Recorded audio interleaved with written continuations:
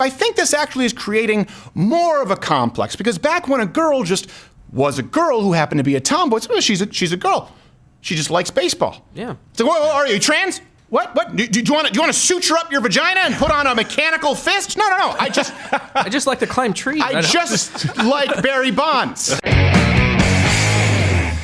When did this happen, and why do you think the left right now is so obsessed with applying the progressive gender ideology to children? We've talked about transitioning children before in the past on a personal level, just parents who do it, but it is kind of the cause at large right now. I have my theory on that. Let me know if you noticed it, why you think that is.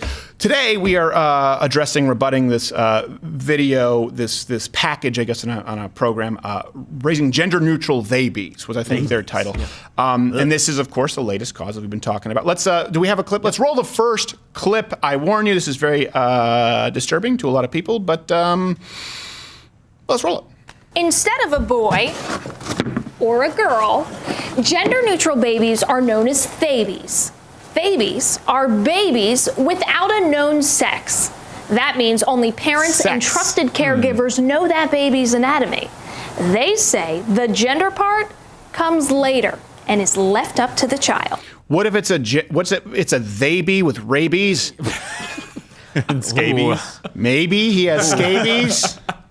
Tell me, baby, here's the thing. How many takes do you think that took with putting the balloon in? Right. Oh, yeah. I'm just imagining. I just imagine like the budget. Damn it. And don't you know, this is one thing too. I would like to know Silicon Valley, Twitter, Facebook, YouTube, who have these rules where we have to talk about gender and separate gender from sex. Right. They just said babies without a known sex. How do you expect us to play by rules that you can't possibly even follow because it's made up? Sex and gender have always been the same thing. Gender was a grammatical term largely until very recently. And this is the thing, gender-neutral parenting, it used to mean that you didn't force your children to play with Tonka trucks or your girls to play with Barbies. I'll do both of those things, by the way. Both of them. As soon as my boy comes out, he's getting a Schlitz in one hand and a Tonka truck in the other. I'm not raising San Francisco grandchildren. But now they want you to think, and this is, I want to get to all the details here because it's very disturbing. They want you to think that if a girl is a tomboy and she plays sports with her dad, that she's transgender now. Right. Yeah. And this is in order to be more sensitive. I think this actually is creating more of a complex, because back when a girl just was a girl who happened to be a tomboy, she's a girl. She just likes baseball. Yeah. So, well, are you trans? What? Do you want to suture up your vagina and put on a mechanical fist? No. I just like to climb trees. I just like Barry Bonds. Yeah. It's okay. Same thing if a boy is sensitive. You know, if a boy used to be sensitive, well, hold on, you want to cut off your penis? No. I just like rom-coms. Something. Because I watch them with mom. I think in trying to be more sensitive, these people are creating an atmosphere where people are going to be. They're going to have more societal pressure on them. Yeah.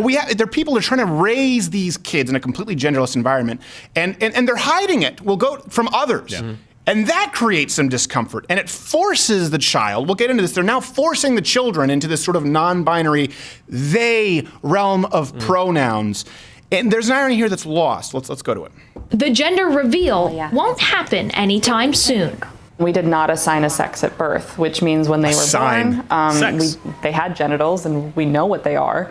We just chose to acknowledge that those genitals don't indicate anything about gender. Wait, okay, chose to acknowledge? What does it mean? First off, no sex at birth? I thought gender was separate from sex. I'm so confused. Again. The sex is important. We were told that sex is biological, right?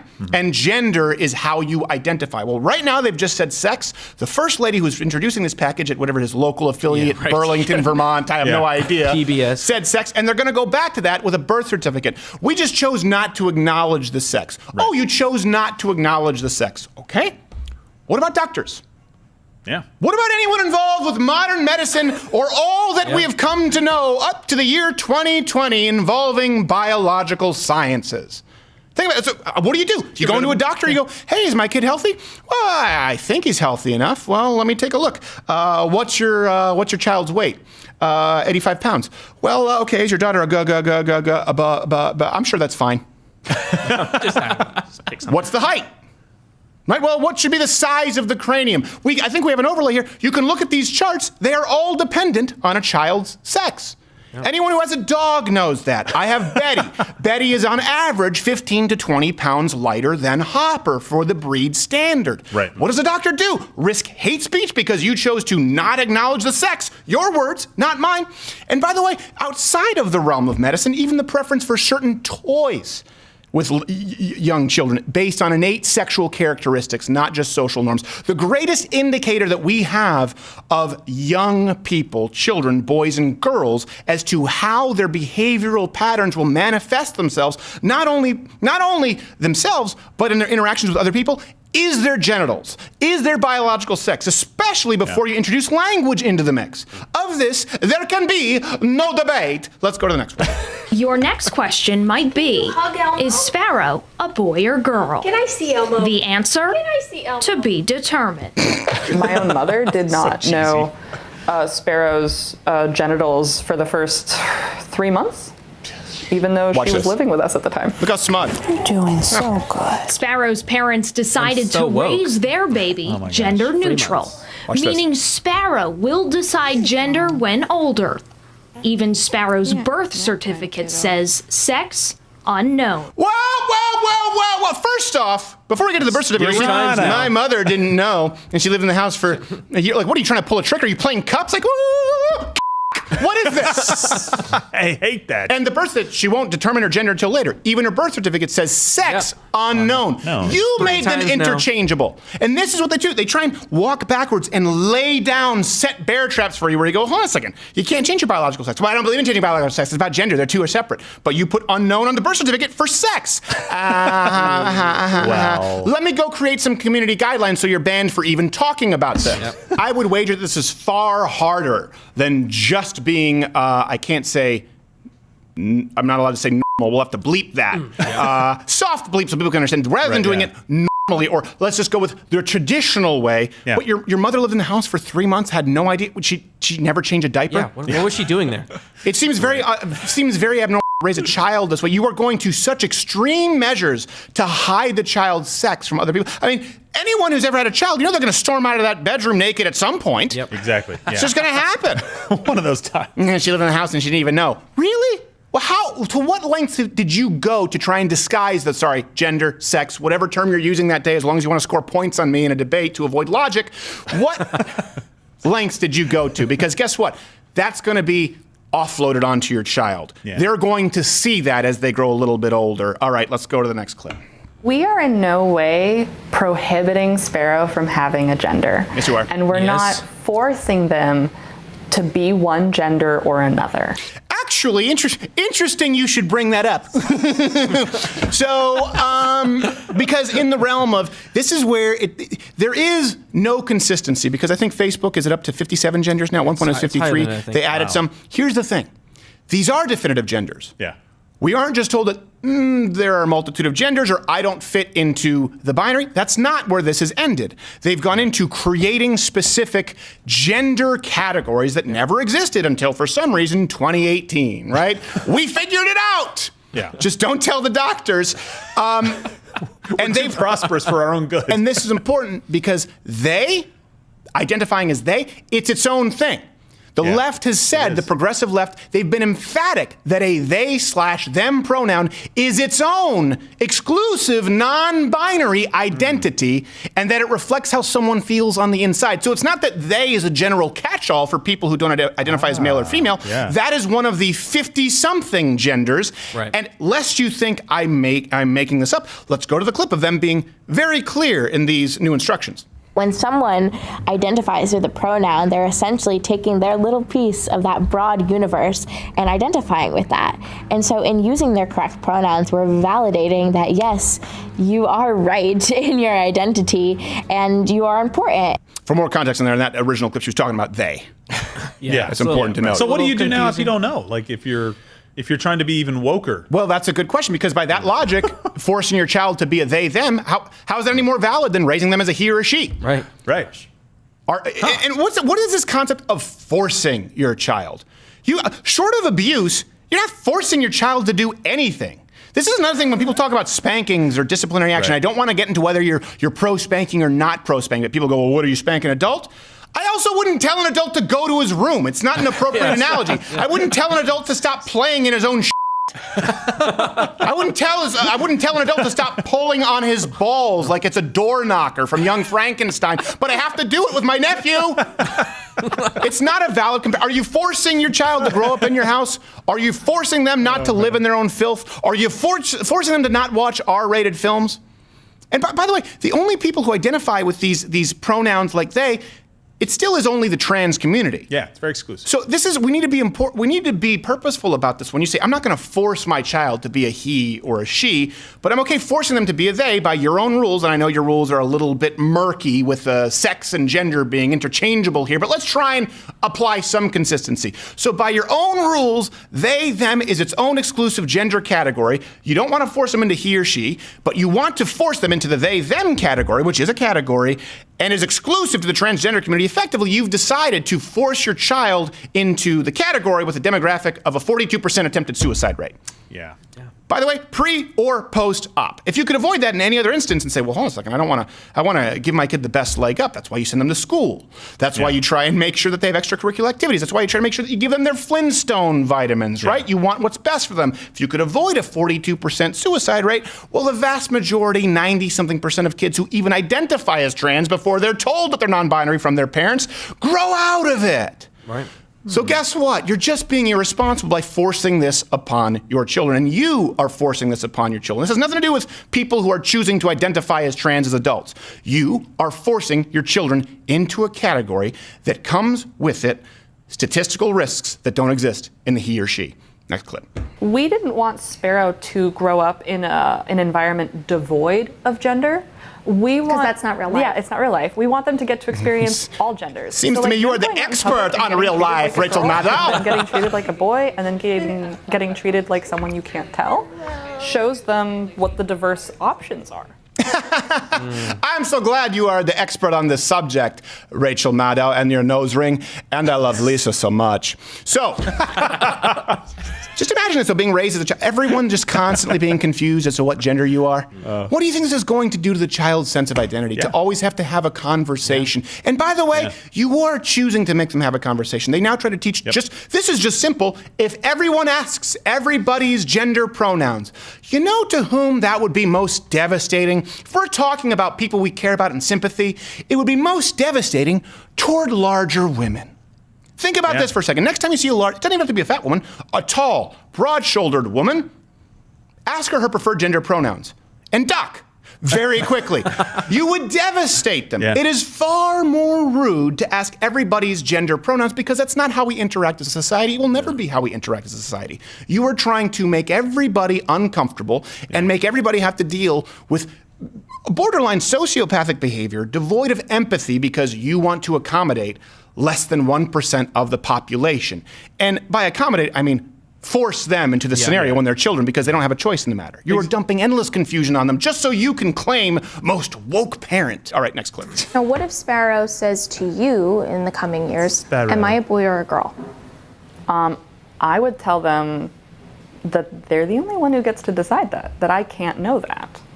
Well, do you feel like a boy? Do you feel like a girl? So you've now just taught your child to not go to mom or dad for answers. Oh, okay. So you know nothing. Okay. Here's the problem with that. Is that all it takes is one parent to apply this to their child, and their child comes and goes, "Hey," and it's just and they'll set you up. They'll go, "Am I a boy or a girl?" Only you can know that. Boy, thanks, Mom. You're going to set a curfew? Don't wait up, okay? I don't necessarily respect the authority of these boundaries if you can't tell what's hanging between my legs, Mom. Yeah, I identify as somebody who can stay out to whenever the hell they want. Right, exactly. But you know what, Mom? You're right. Only I can make that decision. Go blow your nose. In rejecting all of these norms from society, you're raising your children to have no sense of normalcy or security. That's the opposite of what a parent should do. Parents should have answers for their children with these questions. That is part of your job as a parent. It's the unwritten contract that you sign. All right, next clip. There's no way this can go wrong. People will be like, oh, well, the child will be confused. Can think of a few. This won't age well. If gender is really something in you, then no one's going to change that. Okay, one caveat. The one potential wrinkle, and by one potential wrinkle, I mean this thing looks like a Shar-Pei, might be that, let's say that 99% of all the information that we have, right, that is based on the idea of gender being biological and not some vague innate feeling, if we accept that everything we've known about gender, sex, interchangeable, as you've made very clear before, that everyone else before you, woke mom, had it right, ooh, that means you have everything wrong. So that's just one wrinkle if your starting off point might be slightly incorrect. Yeah. Never mind, by the way, let's go to the starting off point that you are typically using for this. Pioneers of gender theory, we've talked about it. John Money, he tried doing this. What could possibly go wrong? He tried raising twins. This is the famous twin experiment. One, as a boy, David Reimer, I believe, was it David? I can't remember the exact, do we have an overlay? One he raised as a boy, one he ended up raising as a girl. Yeah. The boy ended up rejecting the identity, later committed suicide. I believe that both ultimately ended up committing suicide, if I'm not mistaken. The point is, the founder of your feast, you say, what could go wrong? It went wrong immediately. The starting point went wrong. Yeah. Your pioneer went wrong. And here is the problem. The entire premise of the left's insistence on using certain pronouns is that it supposedly changes how you view yourself, right? And so it therefore changes your identity. Now, it's so important to them that they've made laws about it, going so far as fining people who would dare use the wrong pronouns, which are changing every single day. So if a pronoun has such a profound effect on someone, why have you decided to burden your children with these non-binary pronouns? You are the one you're still choosing pronouns, you're choosing them, they. Yeah. And you've made it very clear. There's no neutral anymore. That's a specific, there is no neutral. You are choosing to burden them with something that you have deemed to be incredibly important. It just changes depending on your definition from day to day. And if gender is really socially constructed, as leftists argue, and this is why I think it's important, because we can argue about it, and we have done this before. I would say when we started this show, we were arguing about this philosophically and what kind of societal ramifications they could have if we completely eliminated the idea of gender lines or norms. But this is now a very real, a very tangible application. Yeah, it's in process. In the most innocent among us, the most vulnerable among us, children. Think about it. So let's go with this. If gender is socially constructed, as you say, and it's the most powerful shaping force in society, as they try to make it out to be, to the point where they want their birth certificates to read, your guess is as good as mine. Right. Unclear. Then that means it's really important how your mother, gender, and your dad, gender, raise you. Oh, wait, hold on a second. Where's the dad? Go watch this video, tell me if you see one. If we're talking about how important gender is, okay, I'll go with that. I believe that gender and sex are important. I believe, and every single statistical reality that we have reflects this, that a child does best and requires a mother and a father. A mother and a father because, yes, gender does determine that people are singularly unique with attributes as well as shortcomings. Mothers and fathers. Where's the dad? If we're talking about what's best for the child, where is the dad? And this is where all of this stems from, okay? I think this is important for people to note. It's a dad's job to stop this kind of stuff. Typically speaking, we're talking about the gender roles, right? Mom is supposed to be more nurturing, more loving, more empathetic. They listen to your feelings. Dad is the one who is supposed to be pragmatic. Dad is the one who tells you to stop, cut it out. Don't make me come back there. Mom is the one who says, well, can't we get him this toy? And dad says, money doesn't grow on trees. These are the traditional roles that we're talking about. I'm not talking about a dad smacking you around or not telling you that he loves you, he won't hug you. That's not what I'm saying, not some false sense of machismo, but there are appropriate roles, gendered roles, for mothers and fathers in the home. And we've decided for some reason now that one gender is completely limited. I'll tell you where this starts from, and this really bothers me. It comes from, I'm not saying the gay agenda, that's what I'm saying, but the radical gay left. I'm talking about the Folsom Street Fair, this type of stuff, where we've talked about this before. This is the first society in the history of ever to have men getting married. And that was the start where we said, kids don't need a mom and a dad. Yeah. Two dads, exact same thing.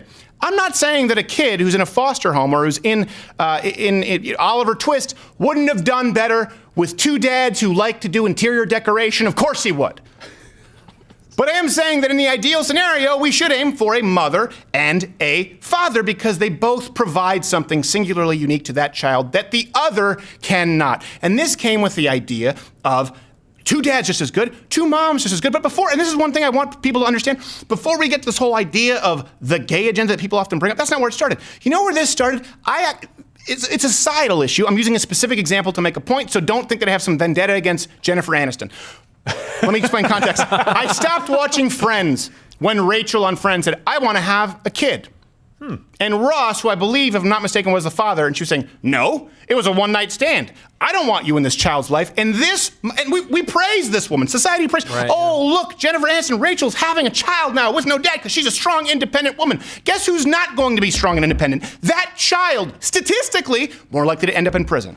Less likely to graduate high school, less likely to get married and have healthy relationships of their own, more likely to have mental illness of any kind. It started with this idea that it's somehow virtuous to eliminate any of the gendered roles in the home.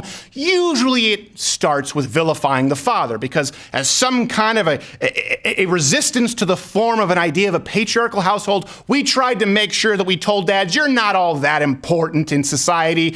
Look, the most popular girl, the most highly paid woman in all of sitcom television can raise a baby without a father who even wants to be in the child's life, but we don't need them. And then you know what happened there? Men absolved themselves of being fathers. Well, how's that working out for you, women? Do you think that men are better today than they were 20 years ago? You feel like it's easier to find a virtuous man who will hold the door for you?